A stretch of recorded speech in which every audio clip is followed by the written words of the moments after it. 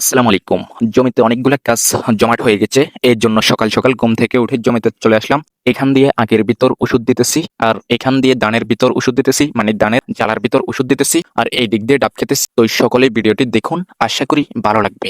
অনেকদিন আগে জমিতে মরিচ গাছ লাগাইছিলাম, কিন্তু সবগুলা মরিচ উঠানো পাই শেষ। এখন মরিচ গাছ মরে গেছে আর কি। তো আমি মরিচ গাছগুলো উঠাই ফেলতেছি আর কি। এই মরিচ গাছগুলোর সাথে কয়েকটা করে মরিচ আছে আর কি।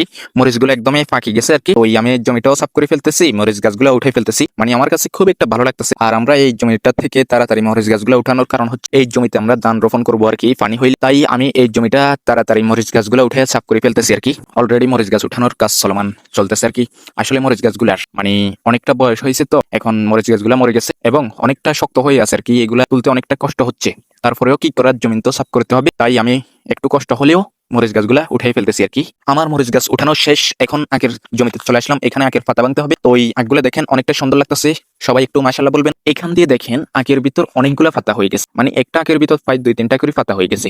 এই পাতাগুলো যদি আমি না ভাঙি তাহলে আখের ভিতর পোকা হয়ে যাবে। পোকা হয়ে গেলে আখটা নষ্ট হয়ে যাবে। তাই আমি আজকে আখের পাতা ভাঙার জন্য জমিতে চলে আসলাম। এই দিক দিয়ে দেখেন প্রচুর রোদ উঠে গেছে। মানে কি বলবো, এই কাজগুলো করতে আসলে মানে একদমই দুপুর টাইম হয়ে যায়, অনেক রোদ উঠে যায়। ওই সময় রোদ উঠে গেলে কাজগুলো করতে অনেকটা কষ্ট হয়। আসলে কি বলবো, কৃষিকাজ মানে রোদ বৃষ্টি এইগুলো মানবে না। কৃষিকাজ মানে প্রতিনিয়ত করতে হবে, রোদ বৃষ্টি যেমনই হোক, মানে এই কাজগুলো করতেই হবে। অলরেডি এখান দিয়ে দেখেন আখের পাতা ভাঙতেছি আর কি। মানে কি বলবো, এই পাতাগুলো যদি সময় মতে না ভাঙি তাহলে আখের ভিতর পোকা হয়ে যাওয়ার সম্ভাবনা পাই 100% আর কি। আরেকটা কথা আপনাদেরকে বলি, আখের পাতাগুলো আমরা যখন ভাঙি আখগুলো অনেকটা বড় হয় আর কি।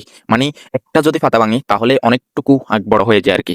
মানে এই পাতাগুলো ভাঙার সাথে সাথে আখগুলা জলদি বড় হয়ে যায় এবং পোকা মুক্ত হয়। মানে সব মিলিয়ে পাতাগুলো ভাঙলে অনেকটা আখের জন্য ভালো হয় আর কি। আরেকটা কথা হচ্ছে, এই বছর আখ লাগাইছি একেবারে অল্প। গত বছর আখ লাগাই অনেকটা লস খেয়েছিলাম আর কি। কিন্তু এই বছর আখ লাগানোর কোনো ইচ্ছে ছিল না। তারপরেও নিজেরা খাওয়ার জন্য অল্প একটুকু আখ লাগাইছি এবং আত্মীয় স্বজনদেরকে দেওয়ার জন্য। এছাড়া আর কিছুই না। অলরেডি আখের পাতাগুলো প্রায় ভাঙা শেষ হয়ে গেছে আমার। আরেকটা কথা আপনাদেরকে বলি, এই আখের পাতাগুলো একদমই ধারালো, মানে বেলেটের মতো আর কি। এই আখের পাতাগুলো যখন 19-20 হয় মানে ভাঙতে, তখন হাত কেটে যায়। মানে একদমই ধারালো, আপনাদেরকে বললে বিশ্বাস করবেন না সরাসরি না দেখলে।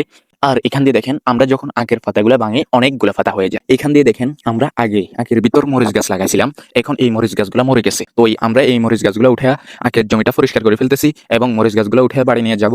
এই মরিচ গাছগুলোর সাথে অনেকটা মরিচ আছে আর কি, ফাঁকি ফাঁকি গেছে মরিচগুলো। মরিচ গাছ উঠানো প্রায় কমপ্লিট হয়ে গেছে। এখন ওষুধ নিয়ে আসলাম আর কি, আখের জমিতে ওষুধ দিতেছি আর কি। মানে আরেকটা কথা হচ্ছে, আখের পাতা ভাঙার পর আখের ভিতর যদি ওষুধ দিয়ে দিতে পারি তাহলে আখের জন্য অনেকটা ভালো হয়। এই জন্য তাড়াতাড়ি করে ওষুধ দিয়ে দিতেছি আর কি। আমি আখের ভিতর ওষুধগুলো খুবই সুন্দরভাবে দিতেছি আর কি। মানে সবগুলো আখের ভিতর সুন্দরভাবে ওষুধগুলো দিতেছি। আর আখের ভিতর যখন ওষুধগুলো ফুটবে তখন আখের ভিতর থাকা পোকা মাকড়গুলো মরে একদমই ছারখার হয়ে যাবে। এই দিক দিয়ে দেখেন আখের ভিতর ওষুধ দেওয়া ফাই আমার শেষ পর্যায়ে চলে আসলো আর কি। আর একটা কথা আপনাদেরকে বলি, প্রায় 15-20 দিন পর পর আখের ভিতর ওষুধ দিতে হয় আর কি। ওষুধ যদি আখের ভিতর 15-20 দিন পর পর না দিই তাহলে আখের ভিতর পোকা হয়ে যায়। পোকা হয়ে গেলে আখটা নষ্ট করে ফেলে আর কি। এখান দিয়ে দেখেন আমি জ্বালাতে ওষুধ দিতেছি আর কি, মানে ধানের জ্বালাতে আর কি। তো এই জ্বালাগুলোতে যখন পোকায় ধরে তখন এই জ্বালাগুলো একদমই নষ্ট করে ফেলে। তো এই জন্য আমি আগে ভাগে ওষুধগুলো দিয়ে দিতেছি আর কি, মানে পোকা যাতে না ধরে এই জন্য। আখের ভিতর এবং জ্বালার ভিতর ওষুধ দেওয়ার পর শরীরটা একেবারে ক্লান্ত হয়ে গেছে, মন চাইছে ডাব খেতে। আসলে ডাব খেলে শরীরের ক্লান্তি একদমই দূর হয়ে যাবে। তো আমি ডাব খেতে চলে আসলাম। এখান থেকে হুটহাট করে গাছে উঠে অনেকগুলো ডাব পাড়লাম আর কি। তো ডাব পাড়ার পর ডাবগুলো খেতেছি, অনেকটা ভালো লাগতেছে। আসলে আপনাদেরকে বললে বুঝবেন না আর কি। আরেকটা কথা হচ্ছে, জমিতে কাজ করার পরে শরীর একেবারে ক্লান্তি হয়ে যায়, তো ডাব খেলে ক্লান্তি একদমই দূর হয়ে যায়। তো ভিডিওর একেবারে শেষ পর্যন্ত চলে আসলাম। তো এই ভিডিওটি কেমন লেগেছে আসলে কমেন্ট করে জানাবেন। আসলে কি বলবো, ভিডিওগুলো বানাইতে অনেকটা কষ্ট হয়। তো ভিডিওতে লাইক কমেন্ট শেয়ার করে পাশে রাখবেন। তো সকলকে ধন্যবাদ, সবাই ভালো থাকেন। আল্লাহ হাফেজ, আসসালামু আলাইকুম।